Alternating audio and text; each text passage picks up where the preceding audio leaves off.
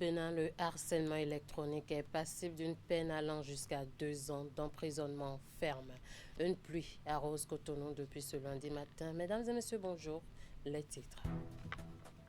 C'est l'actualité depuis ce dimanche. Le Bénin a survécu à une mutinerie orchestrée par des forces armées. Au soir de cette tentative d'éjouer, le chef de l'État s'est adressé à la population. Un message d'assurance que vous allez suivre dans cette édition. Pendant ce temps, le duo de la mouvance continue de recevoir du soutien. Cette fois-ci, il s'agit des inspecteurs du second degré de l'éducation qui se mobilisent derrière ce duo. Les précisions à suivre. Et puis, Gléféhoué 2025 a fermé ses portes. Cette fête identitaire des filles et fils de la cité de Passé a connu son épilogue ce week-end en présence de plusieurs personnalités politico-administratives. Les détails dans un instant. À nouveau, bonjour. Tentative de coup d'État déjouée au Bénin ce dimanche 7 décembre 2025. Un groupe militaire était apparu à la télévision nationale dans la matinée du dimanche annonçant la destitution du président, la suspension de la Constitution et la fermeture des frontières. Quelques heures plus tard, ce sont les forces loyalistes qui ont repris le dessus. Dans la soirée, sur le 20h à la télévision nationale, c'est le président, Patrice Talon lui-même, qui a annoncé que la situation était sous contrôle et a invité les Béninois à vaquer à leurs diverses occupations. Suivez le contenu de son message. Béninoises, Béninois, mes chers compatriotes, je m'adresse à vous ce soir parce que notre pays a vécu aujourd'hui des événements d'une gravité extrême. En effet, un groupuscule de soldats, sous prétexte de revendications fallacieuses, a entrepris une mutinerie à l'effet de s'attaquer aux institutions de la République et de déstabiliser notre nation en remettant ainsi en cause l'ordre démocratique. Une telle entreprise aurait eu pour conséquence de plonger notre pays dans une aventure sans lendemain, aux conséquences désastreuses. Elle aurait mis un coup d'arrêt au processus de développement amorcé par notre pays grâce aux efforts entrepris par toutes ses filles et tous ses fils. En pareille circonstance, le devoir républicain m'impose, en ma qualité de président de la République, chef suprême des armées et garant de la stabilité du pays, de prendre les mesures appropriées pour faire échec à l'œuvre des aventuriers désireux de nous faire retourner dans un passé de triste mémoire. J'ai donc, en coordination avec le commandement des forces de défense et de sécurité, engagé les actions nécessaires au maintien de la paix en vue de garantir la sécurité et la quiétude de tous sur toute l'étendue du territoire national. Je voudrais ici saluer le sens du devoir de notre armée et de ses responsables qui sont restés républicains et loyaux à la patrie.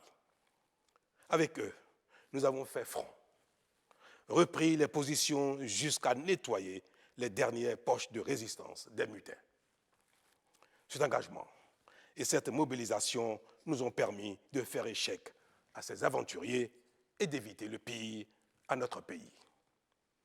Cette forfaiture ne restera pas impunie. C'est le lieu pour moi de féliciter nos forces de défense et de sécurité dans leur ensemble pour leur sens du devoir. Je voudrais, par la même occasion, avoir une pensée pour les victimes de cette aventure insensée, de même que pour les personnes encore retenues par les mutins en fuite. Je leur donne l'assurance que nous ferons tout pour les retrouver sains et saufs. Mes chers compatriotes, je voudrais par la même occasion vous remercier particulièrement, vous, de l'intérieur comme de l'extérieur, pour votre soutien actif et vos nombreux messages d'encouragement durant cette journée. Ils nous ont rassurés et donné l'énergie nécessaire pour faire front au nom du Bénin qui, nous pouvons le dire, a bien une âme. Enfin, je voudrais vous rassurer que la situation est totalement sous contrôle et vous inviter, par conséquent, à vaquer sereinement à vos occupations dès ce soir même.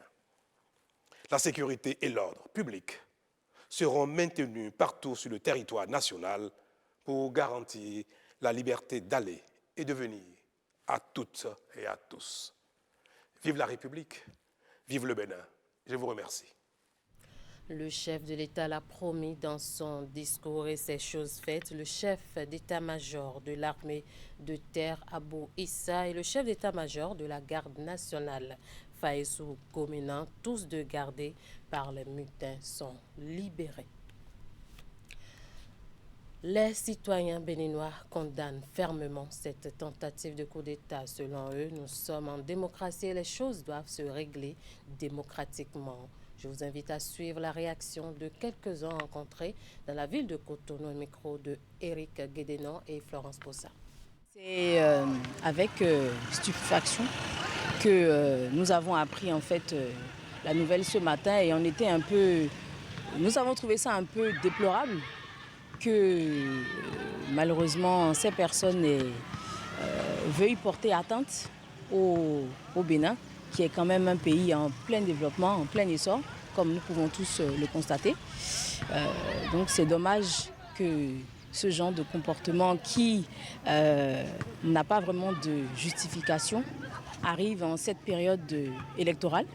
Mais nous remercions les forces de sécurité qui ont pu déjouer cette tentative et permettre à notre très cher pays, le Bénin, de continuer son développement et son essor. J'ai été réveillé comme si je sortais d'un mauvais rêve et j'ai reçu beaucoup d'appels, de messages de par le monde entier, d'amis, de proches, de sympathisants du Bénin qui s'étonnaient de ce qui se passe. Et je suis très heureux donc de constater que notre pays a atteint un niveau où ce n'est plus seulement les Béninois qui apprécient ce qui se passe, mais c'est le monde entier. Alors, constater qu'on essaye d'arrêter ça, je m'élève contre et j'invite toute la communauté internationale et les compatriotes, y compris ceux de la diaspora, à s'ériger contre cette forfaiture. La période des coups d'État au Bénin est révolue. Nous ne renouerons plus jamais avec ce passé honteux qui pille les ressources de notre nation et qui prend en otage les richesses et l'intelligence de ses concitoyens. Je dis haut et fort, plus jamais ça. Nous sommes dans une démocratie et les choses se régleront par la démocratie. Ceux qui s'étonnent du silence des Béninois, je leur dis qu'on n'a pas de leçon de bravoure à recevoir de qui que ce soit. Le peuple béninois est un peuple digne, qui sait comment s'exprimer dans les moments les plus graves. Dans d'autres pays, dès qu'on entend que les militaires ont pris le pouvoir, on voit des liesses populaires. Ce n'a pas été le cas aujourd'hui au Bénin et je m'en réjouis. Le peuple béninois est un peuple digne. Déjà, je condamne avec fermeté cette tentative de coup d'État qui a eu lieu et je trouve que c'est déplorable. C'est déplorable, ce n'était même pas envisageable pour un pays comme le nôtre qui est en plein essor. Je remercie sincèrement les forces de sécurité qui ont rapidement su faire ce qu'il faut pour neutraliser ces individus.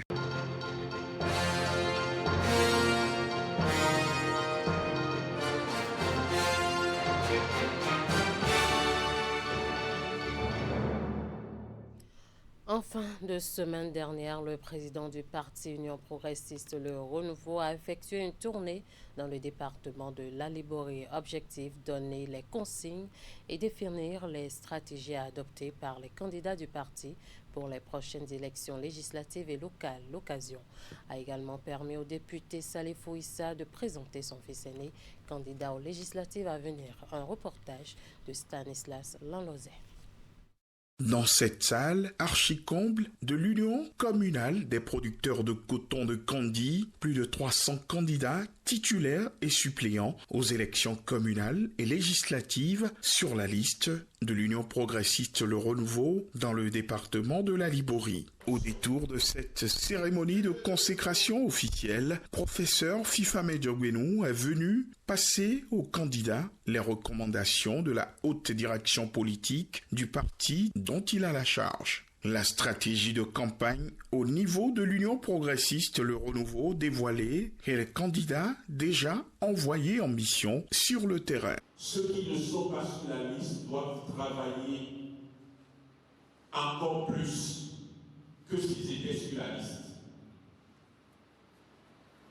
Parce que c'est du succès de ceux qui sont sur la liste que dépendront les efforts que le parti pourrait leur garantir à eux tous dans cette période de 7 ans qui s'ouvre. Plus ceux qui sont sur la liste sont élus, mieux le parti les protégera. Au lendemain de cette activité, Salifou Issa prendra son bâton de pèlerin et déjà le voici face aux citoyens de la commune de Karimaman. Membres actifs de l'Union progressiste Le Renouveau, ils sont venus des arrondissements de Bogo-Bogo, Kampa, Moncé, Birni-Lafia et Karimaman Centre. Dans un contexte où la nouvelle constitution révisée mandate les élus pour 7 ans à leur poste, Salé comme un visionnaire conseille. Les élections de 2026, là, celui qui n'est pas dedans, il va rester hors circuit pendant 7 ans. C'est beaucoup. 7 ans là, c'est beaucoup. C'est pourquoi j'ai voulu vraiment que nous venons attirer l'attention des uns et des autres pour que tout le monde prenne ces élections-là au sérieux. Profitant de cette descente, Salifou Issa va présenter son fils Youssouf Issa à ses amis et camarades politiques de la commune de Karimaman. Deuxième candidat titulaire de l'UP Le Renouveau dans la première circonscription électorale, le tout premier discours politique de Youssouf Issa rassure. Une adresse du trentenaire présage d'un avenir radieux, un fils qui entend aller au-delà des réalisations de son géniteur. Merci d'être là aussi nombreux pour nous accueillir à Karimaman. Je suis très content d'être ici aujourd'hui. Et je pense que mon papa a déjà tout dit. Votre frère. Mon papa et mon fils. Moi, je suis son papa aussi.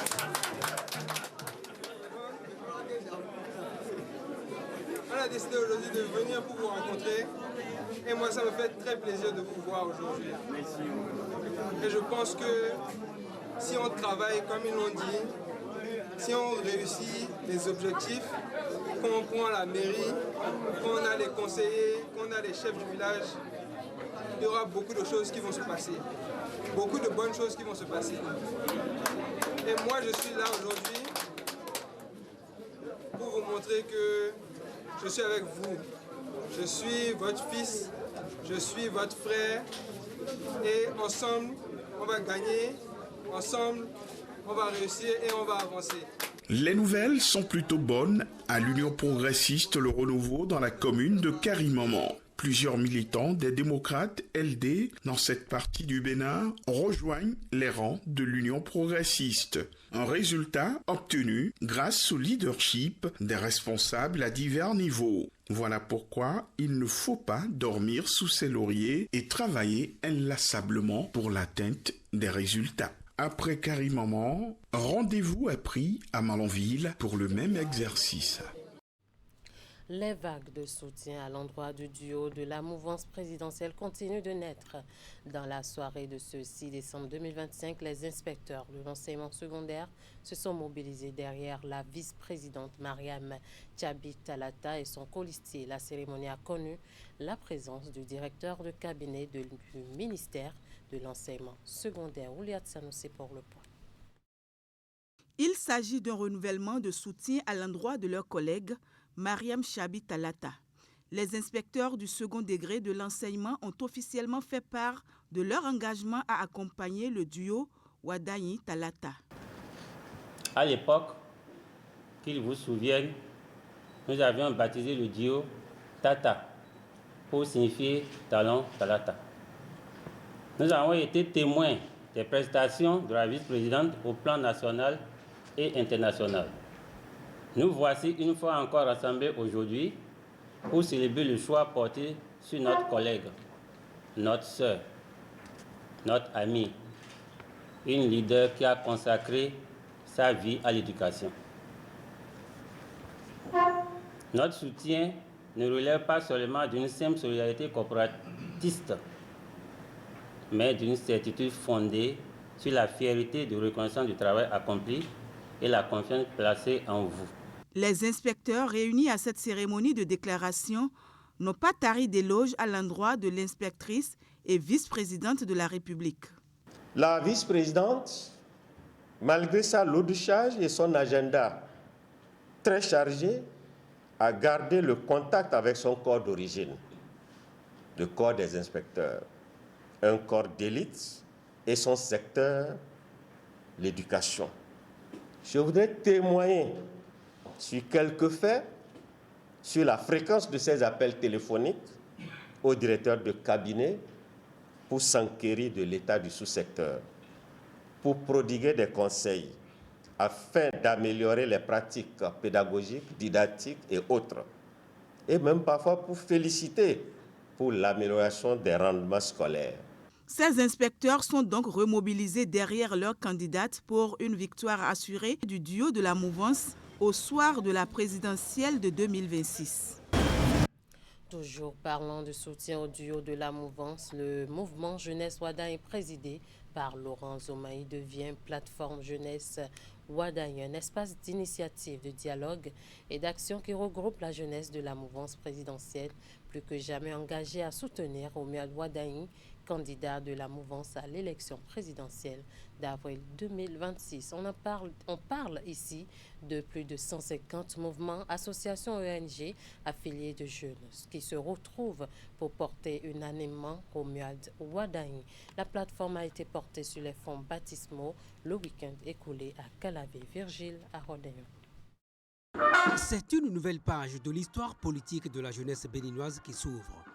Issus de plus de 150 organisations, ces jeunes sont venus de tous les départements lancés à Calavi et sous l'impulsion de Laurent Zomaï, la plateforme qui porte le nom de celui qui est, selon eux, la représentation vivante de ceux dont la jeunesse est capable lorsqu'elle refuse d'attendre sur le bas-côté de la voie pour ce qui est de son avenir. Aujourd'hui, la jeunesse béninoise a choisi d'agir et c'est ensemble que nous porterons cette dynamique jusqu'au 12 avril 2026.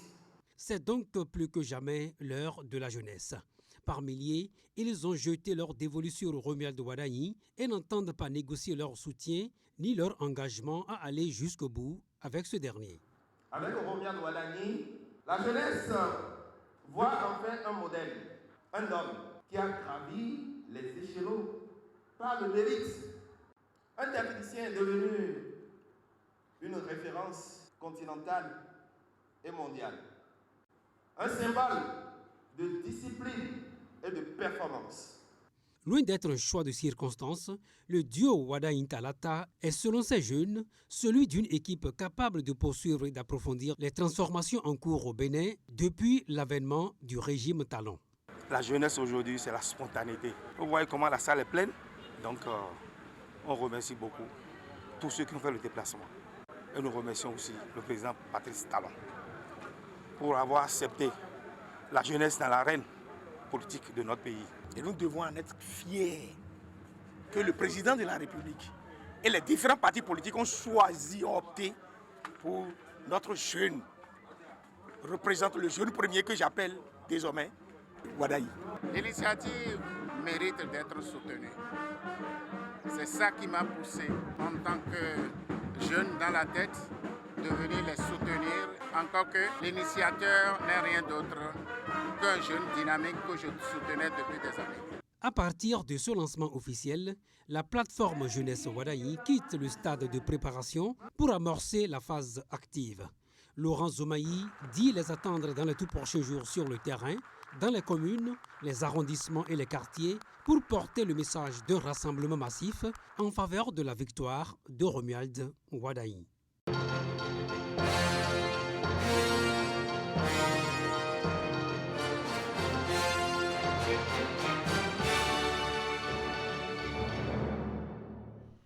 la suite de cette édition, l'autorité de protection des données personnelles, plus qu'engagée en faveur de la protection des droits des citoyens. Quant aux données personnelles à Boycon, l'instance a organisé sur 2 jours des journées portes ouvertes dont le but est de faire comprendre au public la mission, les actions, de même que les enjeux liés aux données personnelles. Imet Hélène Moussou. L'idée vise à faire davantage connaître la structure organisatrice au public. Après bien d'autres localités du pays, c'est au tour de Boycon et les villes environnantes d'accueillir les journées portes ouvertes de l'autorité de protection des données personnelles APDP. Les manifestations vont permettre aux visiteurs de mieux découvrir l'instance, sa mission, de même que les enjeux liés aux données personnelles. L'initiative d'organiser ces journées portes ouvertes est une occasion précieuse pour sensibiliser chacun de nous sur l'importance de protéger nos données personnelles. En effet, la protection des données personnelles est un droit fondamental qui doit être à la portée de tous. Cependant, elle ne saurait être assurée sans la responsabilité de chacun. Agir avec prudence et surtout agir avec une certaine éthique. Pendant 2 jours sur l'esplanade de la mairie de Boycon, il sera organisé des séances questions-réponses dynamiques conçues non seulement pour informer les visiteurs mais également leur permettre de prendre des décisions éclairées concernant leurs données personnelles. Bien d'autres activités sont prévues. Les diverses manifestations s'articulent autour du thème « Protection des données personnelles, un droit pour tous, un devoir pour chacun ». Mesdames et messieurs, notre mission, que nous prenons très au sérieux, est de garantir que chaque individu, chaque citoyen a les droits fondamentaux et la capacité effective de maîtriser ses propres informations dans un paysage aussi complexe. À travers donc ces 2 journées portes ouvertes, nous souhaitons démystifier notre rôle auprès du grand public, expliquer vos droits, les droits d'accès, de rectification, d'opposition, de suppression, etc. Présenter les obligations des organismes publics et privés qui traitent vos données personnelles. Et enfin, partager notre expertise avec les professionnels et les décideurs. Nous sommes ici donc pour répondre avec diligence à toutes vos préoccupations, pour dissiper vos doutes et pour fournir les outils nécessaires qui vous permettront de protéger vos données personnelles et d'affirmer vos droits. Moment privilégié et cadre idéal choisi pour éclairer le public sur la notion de données personnelles, ainsi que les différents aspects qu'elle englobe. Le rendez-vous est aussi une aubaine pour rapprocher l'APDP des citoyens, institutions, entreprises et tout autre acteur concerné par la gestion des données personnelles. Pour la réussite de l'événement, les populations sont invitées à effectuer massivement le déplacement. Je l'annonçais en début d'édition officiellement lancée mercredi dernier par l'Union générale pour le développement de la commune de Ouida. Glehouéhoué, édition 2025 est à sa fin. La cérémonie de clôture de l'événement rassembleur des fils et filles de la commune de Ouida autour du développement et de la promotion des valeurs culturelles de leur cité s'est tenue samedi dernier sur le site y dédié, en présence de personnalités politico-administratives de la commune et du département de l'Atlantique. Un programme riche en couleurs et sonorités a été déroulé. Le point dans cet élément de Hugues Vingbe et Moufid Sabouron. Le site de Glehouéhoué Noir demande pour une cérémonie officielle de clôture aux allures de point culminant. Les étoiles dans les yeux, les fils et filles de la cité historique de Ouida sont témoins d'un enchaînement de prestations artistiques. D'abord, un groupe d'artistes locaux.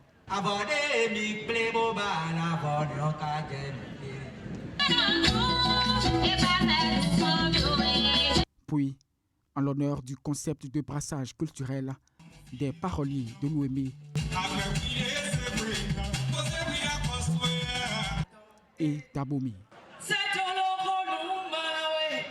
Haletant, le spectacle est précédé d'une célébration eucharistique, de quoi positionner l'événement sous l'onction divine. Glehouéhoué a mis en avant la valorisation de l'identité culturelle de la cité passée.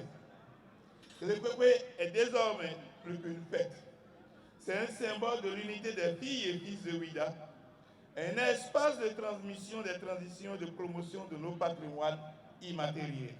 Ouida, fer de lance et locomotive de la promotion touristique au Bénin, c'est le thème de cette 130e édition de Glehouéhoué.